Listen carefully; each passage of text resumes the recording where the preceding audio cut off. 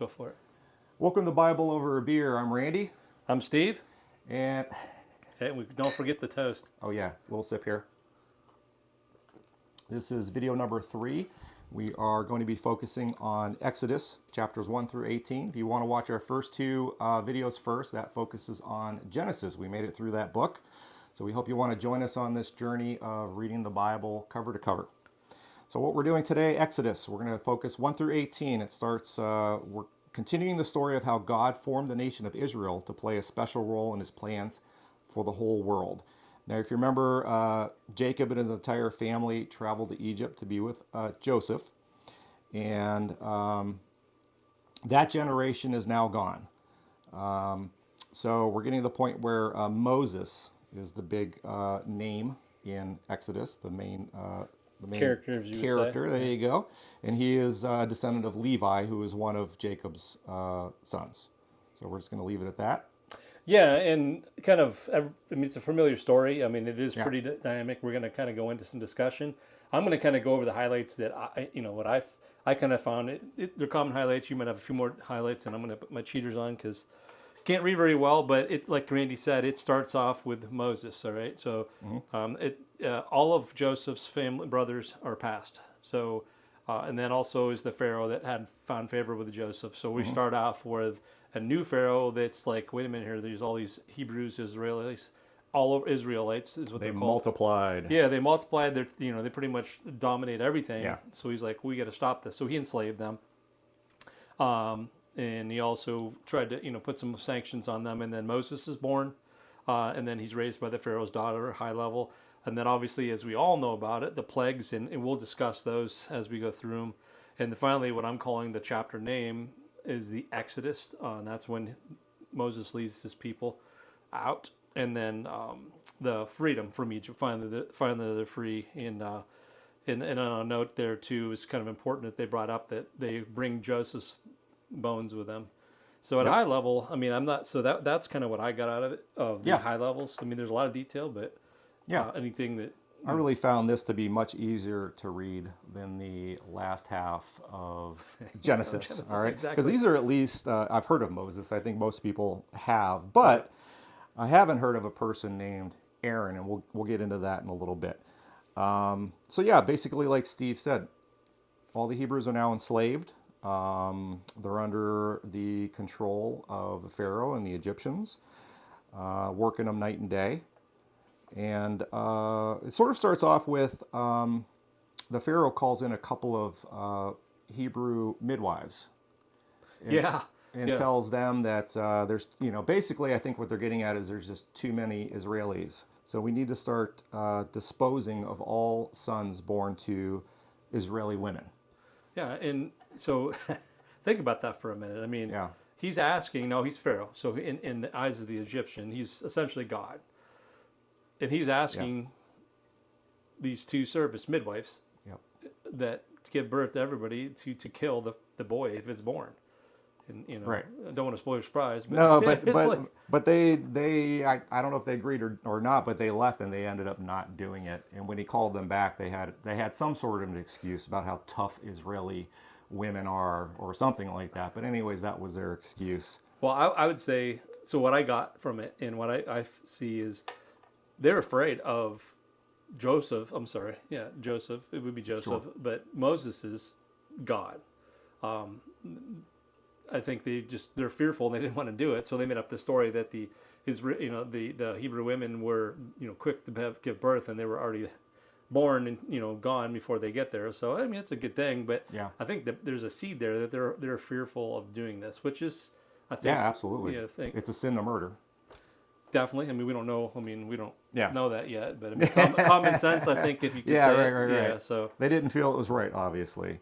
So so then Moses is born, descendant of Levi.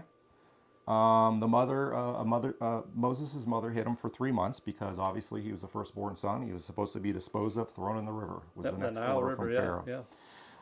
So I don't know if it was his sister or his mother put him in a basket and left him by the Nile, where Pharaoh's daughter happened to come down and find him. Yeah, I find interesting in this, and it's so when you read and reread, you get stuff out of it, and I think that's the important thing is there is some there's a lot of stuff in the Bible, obviously, and a lot of stuff I get as I reread. The Pharaoh was going to take a bath. She saw this. She sent her servant over.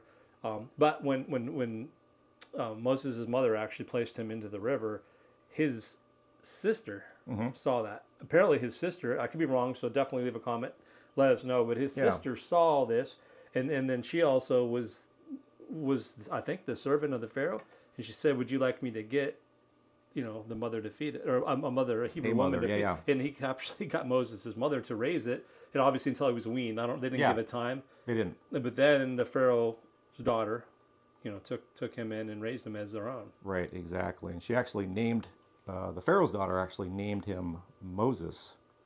And that means I drew him out of water. So that's exactly. Sort of fitting. So, sort of skip ahead now, right? Moses is grown. Yep. And he sees, and I guess at this point he's aware of he's raised by the Egyptians, but he's aware that he is a Hebrew. Yeah, well, yes, he is. He obviously, I think he was probably told the story. I mean, yeah, that's about all I know. I mean, I think that's where the movies differ a lot from what we're reading here. I vaguely remember the movies. But I've been trying to just so we can get firsthand account here. So he comes across two Hebrews that are fighting, and of course he doesn't like that. He's like, you guys are like brothers. I mean, why are you doing this? And I guess a guard was trying to intervene to break it up, and Moses ended up killing the Egyptian guard. Yeah. So and because this is our conversation, so he actually saw he saw an Egyptian beating a Hebrew, and he killed him. Okay. You're talking about the fight. Then the next day he saw the fight between the two Hebrews, and he thought, "What are you two fighting about?" And their snide remark was, "Are you going to kill us too?" Oh, okay, yeah, okay, yep. Sorry. And that's why we're doing this discussion, because the little details is it's a lot there, so it's well, yeah, and I think remember. But it is the reason why which we're probably going to allude to next. So what am I going to allude to next? That he flees. So he flees for his life, because obviously you kill an Egyptian in Egypt, you're not welcome. Yeah, Pharaoh found out, and so he had to run. Yeah, and he actually, I think he hunted him, wanted to kill him. Right, and I don't remember the actual name of the town he went to, but I didn't write down towns or anything. If you want to know specifics, you need to join the journey with us. Yeah, you need to dive into it yourself there. Yeah, but he ends up in a town where there is a local priest there who has 7 daughters, and he's welcomed into the town and did something kind for one of the daughters. The daughter that he married was named Zipporah. Yep, Zipporah. Does that sound right? Yep. I don't know if it sounds right. Yeah, he did a kind act for her, so her dad said, "We'll bring him back home," and they did, and he ended up giving Moses his blessing to marry his daughter.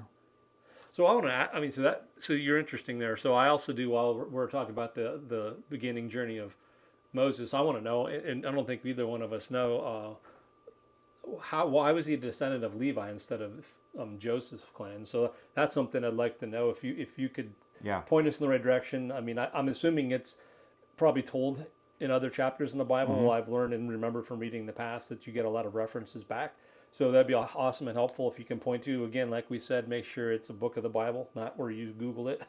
Right. So, chapter, book, chapter, and verse, please. There are 12 sons. He had 12 sons. Yeah. Levi and Joseph being 2 of them. Yep. So, I mean, I don't know if any of the other sons will be mentioned in the future or not. So the favorites was Joseph and Benjamin, because they were brothers to Rachel, Rachel. I'm going to goof it up. I can't remember, but it was Leah's sister, You're right. The younger one. So, anyways, I just thought that was interesting or intriguing, if you want to call it, when I was reading that. So, and sorry, I can go ahead back and. No, it's all right. So he gets married, has a son, and he is no longer, he's delved into this world now where he's not Egyptian and he's also not Hebrew in this place that he's at, right? I'm trying to think here. Okay. Because his name, I can't remember the son's name, but isn't that what it is? A stranger in a strange land or something like that? Gershom, yeah. Yep. So we skip ahead to where I think we're 430 years into the Israelites being... We're not quite there yet, but we're close. Getting close. Well, because the interesting 430 comes up. Well, We'll talk about. we're to the point now in the Bible where God hears their cries. Oh yeah, which is I'm on a side note. Here in America, I mean, I've been heard in any non-third world country, we don't hear God. Maybe because we're not listening, we're distracted. But it's amazing, we talked about that in Genesis, and now we're talking about it in Exodus. God's literally listening to his people. So that's, I guess I see where you're going with that. He's right. It was a long time. He hears the grumblings and stuff, but I don't think those really start until Moses' return, right? I think that then when they start into the famous subject we're getting into regarding the plagues, I think that's when what happened was, the way that I understood it and read it was that he hears their cries. Now Moses is still living with his wife and father-in-law. Yeah. He's leading a flock up into the Mount of Horeb, which is Mount God. Moses sees the burning bush. That's when God appears in the form of a burning bush, although the bush is aflame, but it's actually not. Yeah, it's not burning. Yeah, and that's what piqued his interest, right? And God speaks to Moses for the first time and basically tells Moses that he is going to be the one to lead the Israelites out of Egypt. And so, to not make light, but imagine, can you imagine this bush is on fire, it's not being consumed, and then you hear a voice, Moses. Yeah. And then he replies, and this is a constant theme, here I am. It seems to be, anytime God calls somebody, it's always, here I am. But you'd be looking around. What? Me, today's day and age, something's on fire. First of all, I'm going to figure out how to put it out, and then I realize that it can't, and starts talking to me. I'm like, yeah. I always imagine it as being a voice in your head, not actually coming from a direction. It is interesting, and it doesn't differentiate what it is. It could be so. Right. But go ahead. I didn't mean to sidetrack, but I thought that is interesting. Well, Moses is a little shocked. Obviously, he's wondering why he would be the one that God would which choose is a for theme. this task. It's kind of a theme with Moses. Yep. Which. Yep. So, like Steve said, who am I to lead these people out? If I were to go to Pharaoh and tell him to let your people free, why would he listen to me? As well as why would the Hebrews, when I go to them, why are they going to listen to me? So obviously he's questioning why are you choosing me? Because remember, we're not too far into it, but he fled from killing another Hebrew. Oh, sorry, killing an Egyptian, and then they for a long time wanted to kill him. Not the Hebrews, but Egyptians. So right. So God basically says, I think he's thinking, well, okay, they may not believe you, so here I'm going to give you some tools that you can use so that they will help, or so that it will help for them to believe in you. One of them was a snake. He was told a staff. Yeah, He was told he could throw it on the ground, it would turn into a snake. Another one was his hand, sticking inside his cloak, pull it out. It would be leprosy. Is that what it was? Well, yeah. So exactly. He'd be covered in. I didn't know if I was saying that word right. Yep. Yeah. So he gave him his staff. That's going to be his whatever you call it, his token. The hand more was like, because Moses, and it's a theme we've seen in Genesis, and now there's a lot of unbelief or disbelief at first when they're with God, and and again going back to the bush. If this dude's talking to me from a bush, and I'm questioning this staff going to be turned into a snake, and my hand going to be leprous and then healed. God was definitely willing to put out some pretty big signs to say, hey, I am real. And I think once you see something like that, you're like, well, yeah, and that's okay, it's got to be real. Goes to the name though of Israel. Why they're called Israel? The struggles with God, because they constantly do. So if somebody were to walk up to me and say, hey, I'm a representative of God, and I'd be like, oh, okay. Yeah. But then he shows me some unbelievable things. I think that's when I'd be like, I better listen to this guy, or at least Well, yeah, it's obviously we're skeptics, but yeah. So it's sort of interesting. Moses obviously takes on this commandment from God, basically. But he does tell God that, well, I'm not very articulate. No. I'm not a good speaker. Still arguing with God. And I was like, I've never heard this before. This kind of like floored me a little bit, because you don't hear of, or at least I have never heard of, the other person involved in this journey, and that ends up being Moses' brother, Aaron. Which is a good segue, because do you know, so is he I think he's his Egyptian brother. I don't think he's his... Oh, I couldn't tell you. Yeah, so another point, please. Yeah, I don't know if that was in there, or it's going to be... I don't recall. I read this 3 times just because I had to get, not the whole, 3 times at least. So again, book, chapter, and verse, if that points to him being, who he is, how he's related to him. I don't think is his natural brother. Well, I don't. I think this is going back. I think to the movie is the Egyptian brother. Right. That So it's just interesting because God's like, well, I'm going to give you the words to say, so don't worry about that. And then you can pass those words on to your brother Aaron, and then Aaron will actually be the one he'll be the orator. speaking. Yeah, he'll articulate to people because he can talk. So so I just thought that was super interesting. I'd never heard of Aaron before. Why wasn't Aaron on the ark? On the ark? Oh wait, we're on a different story.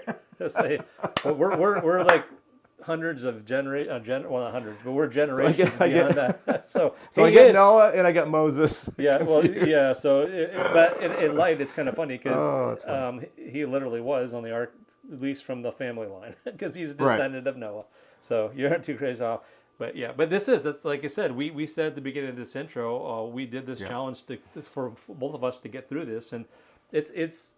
I feel like I'm beat right now. Oh, you're not. No, but it's a challenging book. I mean, intimidating, I guess, is a better word, and challenging too. But it's also interesting. Again, as I reread, and I've had, and we'll have some points I'll get up. I like the journey you're taking us on right now, so I'll add to it as we get to some stuff because you haven't gotten to the plagues yet. So right, yeah. I mean, it's so hard to decide what to include in this because obviously you're going to read it for yourself. We hope. It would be so easy to just dive so deep into this, and I think that I do make the mistake of sort of doing that. But there are a couple points I want to bring up before we get to that because and I don't want to throw your chain off. Well, I will. Go ahead. I'll throw them off. Sorry. That's all right. So, anyways, God also explained to Moses that you're going to ask Pharaoh to let his people go. He's going to say no. Mm-hmm. I'm going to do this. He's going to say no. I'm going to do this, or he's going to say no. It's like God already knows how this is going to go, how it's planned, and how it's going to end. And basically, he sort of lays that out for Moses. So Moses walks into it already knowing, well, I'm going to threaten Pharaoh with this, but then, Yeah, and it's very interesting because, like you said, the deep dive. I like the fact that we're deep diving, and I like the fact that we're talking because that stuff is very important. A lot of times people get lost in just the plagues. And then maybe just discussing them because it's the common part of the first half of Exodus. Yeah. But then they're very important as well. But what you're getting at too is very, very important. It sets up because since I have read some of the Bible, so I kind of see what's going on here, which is interesting. I'll share close to it. But there's kind of a reason I feel there's a reason what I'm getting from it is. I guess you want to call it foreshadowing is what it is. I really think that all the struggles, hard in the heart, it kind of mimics the stuff that Jesus went through before he was crucified. Right. So, and then the last plague we'll get to is like Jesus as well. So, yeah. So God is in control. He's got this planned out. He knows what's going to happen, when it's going to happen, how it's going to happen, because he's the one making it happen. It's sort of like knowing a play before you even. Which is always that's one of the things I struggle with too because sometimes I'm starting to see the why. So this is what's great. So that's the main thing. Yeah. I so hope. I really encourage folks to do a read with us and not just because we're really here not to teach you. We're going to discuss. We're sharing what we did, and it kind of seems like a classroom. But remember, we're not scholars. We're not far from it. Yeah. Yeah, because I find myself asking why. Okay, so they were enslaved for 430. Technically 430 years they were enslaved. Yeah, so I ask myself, why did God wait 400? So you find yourself asking why, well, and you have to remind yourself, we can't fully understand God's will. We can't fully understand. Or his time. Because 430 years could be, he's out and back catching we don't a know. nap. That's the thing. You can either question or you can just put everything into your faith and believe, well, he had to have a plan. He had to have a reason for doing what he did. Yep. So one more thing. Yep. On 100 more things. Moses' journey, he takes his wife and his daughter with him, which I never knew before. There's an area, and it's very, very short in here, and I believe it's in chapter 4, where God decides he's going to kill Moses. Ah, sweet. It comes out of nowhere. And there's really not an explanation why. Well, so, okay, exactly. And that matter of fact, I think I'm looking at my notes. It totally threw me for a loop. 425. Moses didn't feel he was the person to handle God's request, so Aaron was selected. So at that point, and this is what I got out of it reading it. And this Aaron's is the one that built the ark. No, I'm just kidding. But yeah, so my guess, and this is the craziest thing. Right. So I have another question to that question is why does he want to kill him? I think it's because, well, I don't need you. Aaron's going to do it. But then his wife circumcises his son real quick and then puts the foreskin, on his foot. And then God says no. Touches Moses' foot with it, right? Yeah, and he says something about, I can't remember. Some sort of blood. Yeah, some kind of thing. Yeah. So that is something. Did you know that? I mean, do you understand? God forgave him. So it's so short, and it's almost like. But it's so deep. It's almost like it doesn't fit in. It's like you're reading this story, and all of a sudden this weird thing that doesn't seem to fit in, and then it goes on. Yeah. And you're like, where did that come from? So I pulled up a summary, and again, this is just a person's thought. This isn't it's not carved Bible, in stone, okay? Yeah. But Moses was given this task to go free the Hebrews, which he is a Hebrew, but he wasn't, and he was circumcised. He was circumcised because he was born an Israeli, right? An Israelite. Son of Israel. I don't know if they're called Israelis. It was Israel. Hebrews. Hebrews, yeah. So he was 3 months old when she put him in the basket. So I'm assuming he would have been. Yeah, because it's the seventh day or Okay. something like that. So he's tasked with going to rescue and get the Hebrews out of Egypt, but yet reluctantly, because he wasn't living like a Hebrew, and his son was not circumcised. Yes. Which is like huge to God. You have to be circumcised. So that's deep. So could that be it? Is that what you were saying? So again, I mean, somebody's thought that I read. Yeah. And I thought, well, okay. Book, chapter, verse, if you know, because that'd be that so was his son is intrigued me. circumcised. God sees that his son is circumcised, and that's when he realizes that, okay, I can trust this guy to start living like a Hebrew, be who he's supposed to be, and be the one to lead the Hebrews out of Egypt. Yep. Yeah, just an idea, but you have to read it for yourself because it's crazy. It's short, yeah. And want me to dive into? Yeah, go ahead. Okay, so obviously the most common part we know, and again, use my glasses a little bit here. The plagues, and we're going to break them down and discuss each there because it's some intriguing things that I never really realized at first. But precursing though back to the staff and all this stuff. The first time he approached Pharaoh about this, which I guess would be for the first plague, he tossed his staff like he was supposed to on the ground. Actually, Aaron's doing it. And then God turns it into a snake. Right. And then Pharaoh summons his magicians, and they do the same. So that's a magic trick. That's a pretty freaky thing. I mean, they do that. Yeah. And it's interesting because they were able to match some of the plagues up until basically they match the blood. I mean, they matched everying up. So somewhat, we'll go through it. So basically, it turns the water into blood. That's the first request, and it's actually I think first or second request. But God, as we know, his heart is hardened, and then he does. That's in chapter 7, verse 20. And then he does the frogs, and then of course the magicians can recreate the frogs, which is just crazy. But imagine the frogs. I mean, we gloss over these. So the blood's bad enough, so they can't drink. All the fish are dead. Everything stinks. And all the tributaries are going into the Nile. The only so the Egyptians and the people around and the Hebrews were digging through the dirt to get water fresh water. Wasn't, so it was filtered, I guess, through the earth. But then the frogs, I mean, they died. When he stopped them, they stopped coming, but they were still there and they rotted and stunk. And they had to clean in between up. All of these, he's presenting this to Pharaoh. You need to let my people go, and Pharaoh goes, no, I'm not going to do that. Well, and so it's progressive too, because Right. it's not that he just need to let people go. It wasn't even to let them go. It was let us go pray for 3 days, and we need to bring everybody with us. So it was probably sneaky, and I think the Pharaoh figured that. But as we'll see, they progress. So after the frogs, then you have the gnats, and then took a handful of dirt, threw it in the air, and all the dust gnats turned just to gnats. went all over everybody, and then. After the gnats, and this is still just chapter 8, and then there's the flies, and the flies is where I want to. That's the interesting thing because it's nasty as well too. Because gnats are nasty in themselves. Actually, probably arguably worse. If any Canadian folks around here, and anybody been to Canada or northern U.S., gnats are just nasty. But flies. Yeah. But interestingly enough, every one of these plagues up until flies affected both Egyptian and Hebrew. So Right. There's a Everybody was suffering in that region. I feel there was a point to this because to our point about Moses and Moses not feeling up to it, not just because he can't articulate, but who am I for them to believe? Right. So this is God's plan, is to get entrust into him now, and Moses and Aaron.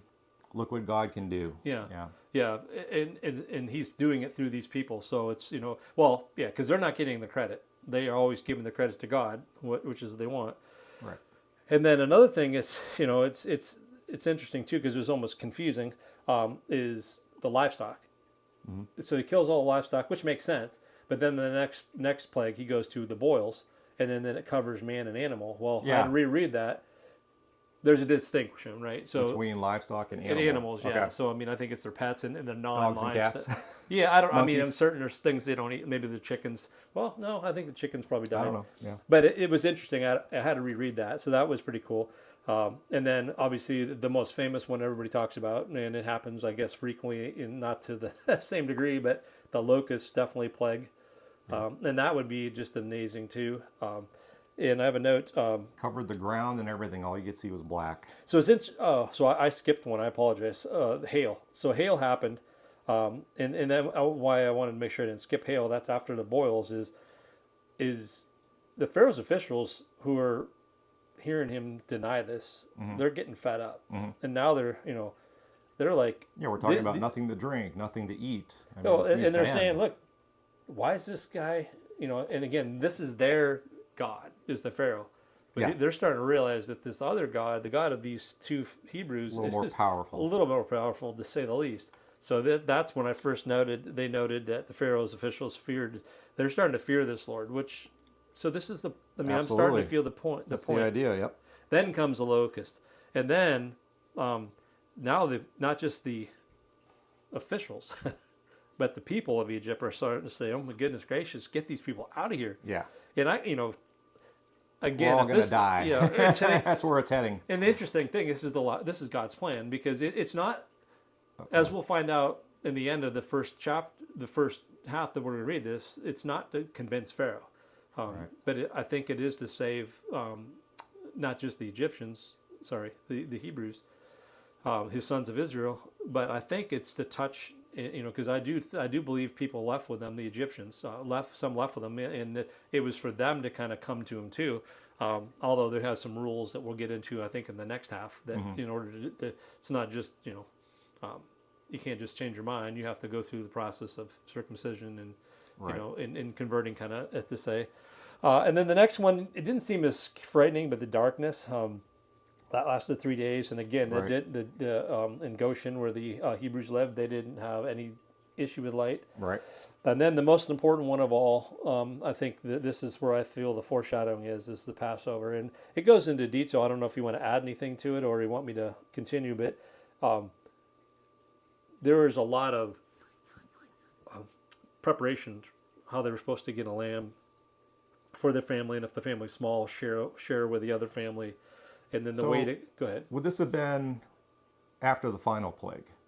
No, this is before setting the up final plague. This is setting it up. This is setting up. Yeah, there's a lot of. It's interesting. He goes through, because I think it goes from. Gotcha. It goes all the way from 10 before he does the actual the Passover, which is not until chapter 12, verse 29. But yeah, there's all the rules on how to prepare this, and obviously the important is the shedding of the blood, and then putting that on the door frame, the top and the sides, and that way when the God comes through the spirit, the angel of death, or however, it wouldn't be angel of death, I guess, because that's right. But when God comes through to kill the firstborn of everything, I mean, animals, livestock, people, everything except for those who have the blood around the door.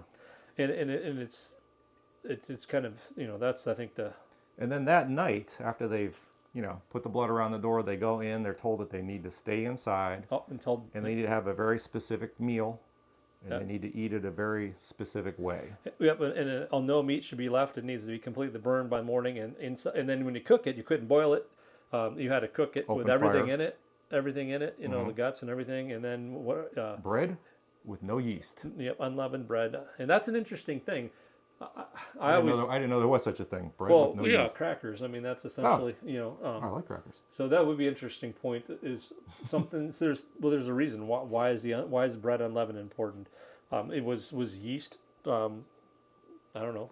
Yeast turns. I don't know. They were told not to even have it in their house. Yeah, yeah. It needed to be far away. Get rid of it. Yep. So, and then of course the Passover comes, and I mean, so this, I mean, I think this is. I'm not questioning it, but it just putting yourself into this situation. I mean, number one, as crazy as you're hearing the Hebrews, because they're constantly, they've been in slavery and they're not quite getting this whole thing. But then everybody's firstborn. Well, and so it doesn't mean just born. It means the first child of every living thing outside of the Hebrews is killed, and people were wailing and including crying. Pharaoh's son. Yeah, including Pharaoh's son, and it's like, I mean, I personally, as a human, that's a massacre. I mean, that's just it's very sad. No, I guess there's a point, and I like to think, and again, somebody may know, but obviously it had to happen. It obviously did because God had said that there will never be, there's never been that much moaning and crying in Egypt. Yep, and there never will be again. Yep, and which is scary. So finally, the Pharaoh says, "Get out of Dodge." And the part I don't get either is part of that Passover. God also tells through Moses and Aaron to ask the Egyptians for gold and silver and other luxury. Yeah, I read that a couple of times because I was confused too. And basically, what it was is again God putting His influence into the Egyptians to have some, I don't want to say caring, but they had some. They wanted to give it over. Basically, when they were asked, they wanted to give it over. Yes. Possibly because they just wanted the heck out here, get out of here. But God inserted His influence in that somehow. Exactly. So, and then so finally, so that Pharaoh's like, get out of Dodge. They're freed. Thank goodness. And around 600,000 people. That's a lot. Yep. Wow. 600,000 people, all their livestock, all their possessions. Of course, they grabbed their bread, which was still unleavened. And this was actually in the Bible, 430 years. Yes, but we actually haven't gotten to that until the freedom. So the freedom isn't. I was right. So the story is exciting. Yeah. So I wasn't going to say it wrong, but he gave away the ending. You want to leave a negative comment for Steve? Exactly. So I will get to the crossing, right? So they're leaving, which is get out of here. They got all their stuff with them there, and then God doesn't take them on a straight path, the quickest route. He takes them over here and over there, and then they finally park by this, in between the Red Sea and I can't remember the name of the town again. Right. But they're right by the sea, so. And next thing you know, the Pharaoh's, God hardens the Pharaoh's heart again. I'm like, are you kidding me? Yeah. So, God can't learn his lesson. Well, the lesson, obviously, as I'm seeing it now, is not for the Pharaoh. The Pharaoh is just a tool in this, because he is the all-powerful, and God is, he wants his people to He's lead. doomed. That's his fate. Well, he's definitely doomed. That's for certain. But what happens is what have we done? So he gathers up his best. It's like they woke up from a bad dream, right? Yeah, oh my God, what have we done? And essentially, they kind of did, because could you imagine that? He's done with his mourning that quick, I guess, as in loss of his son. Yeah, we can't live without these slaves. We got to have these slaves. So, and this is what intrigues me about and we'll find this pattern is, so he heads out after him, and he thinks they're wandering. So he thinks they're sort of lost because they did take this meandering route and they backtracked a little bit, and he thinks they're confused. Yeah, and then so he gets within sight, obviously, of the camp, and the Jewish people were like, "Oh my God, why'd you bring here out of Egypt? Was there enough graves? Here comes the complaining now, exactly, and the loss I'd rather of faith. be slaves, Yeah. And it's you'll see as we get more into. We had food there, and we had houses, and never mind that we were a thing. So poor Moses, he's like, they're like ready to stone him. They're like, "What have you done to us?" So anyway, God tells them not to worry because you'll never see them again after today. So he instructs them, Moses or Aaron, to lift up his staff, and the Red Sea parts. Yeah.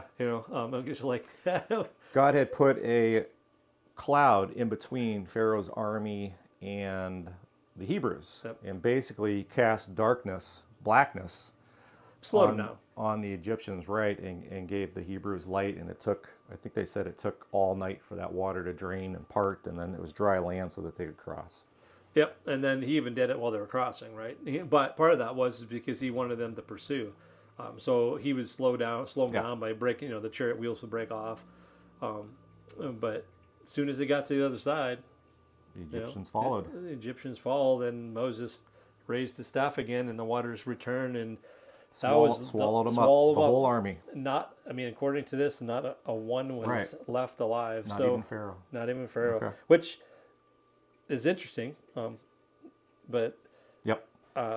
That then goes to the ending 430 years of freedom to that day when they were finally free was the 430th day.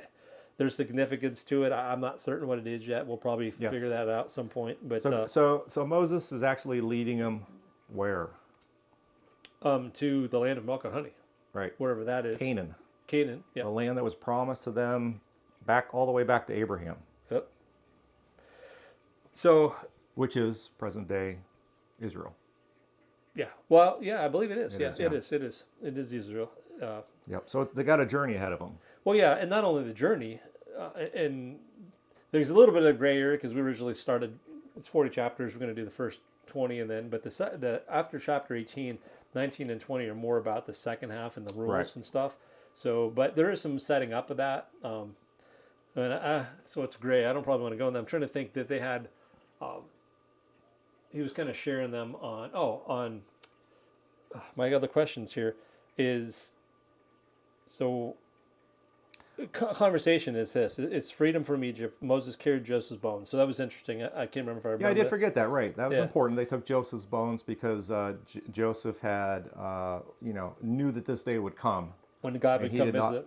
And he wanted to be left behind. He wanted to go with his brothers and everybody was buried. It's a very important point. Yep. And then the interesting thing, this is chapter 13, verse 14. When the Pharaoh stubbornly refused to let us go, the Lord killed their firstborn of the people and animals of Egypt. This is why we sacrifice to the Lord the male offspring of every womb and redeem each of every firstborn son. Now, sacrifice is not being killed there. So that's the question, because I had to read that and read it because it implies, because again it goes on to here. This is 13. This is before this. So that's sorry. It's not really sorry. I wanted to read that first to set up the before this.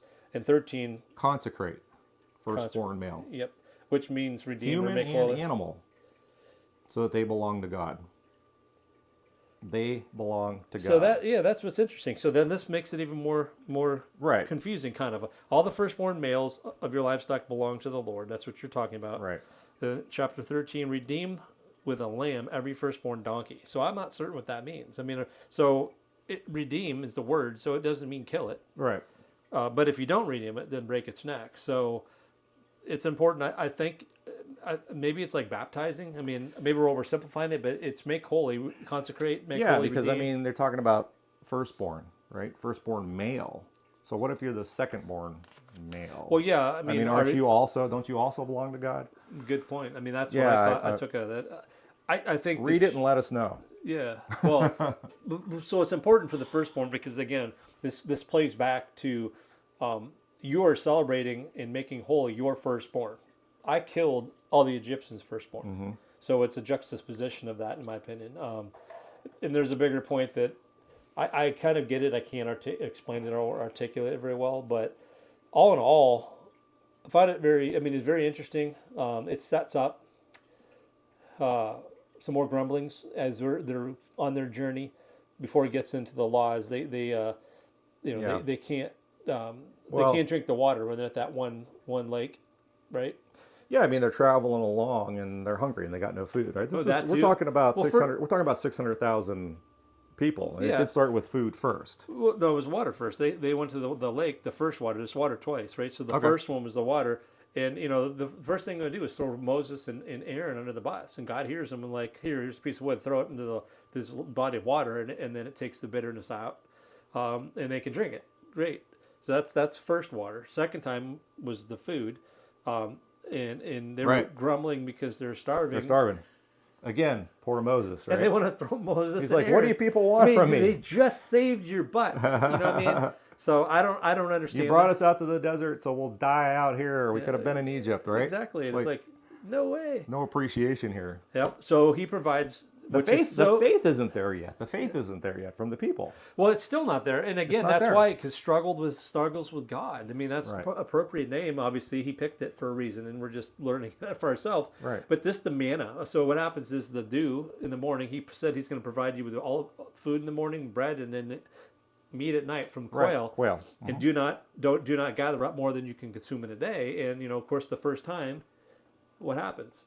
They go out and they grab a bunch of stuff more and than save they it, need. and it's spoiled and maggot ridden. The next day they can't eat it. And they're like, "What's going on here?" It's like he told you. Yeah. These are the rules. He's starting to set them up for the covenants, what's the commandments, or the more of the rules. You need to take this seriously. Exactly. And then Follow the only day, rules. an interesting thing, which is it's good, is the sixth day they were supposed to then gather for 2 days. That way they don't have to on the Sabbath, which is the seventh day. Then they can eat Day what of they rest. had prepared. Yeah. So before we get to the water, I find it interesting because there's a section in there, I didn't write it down.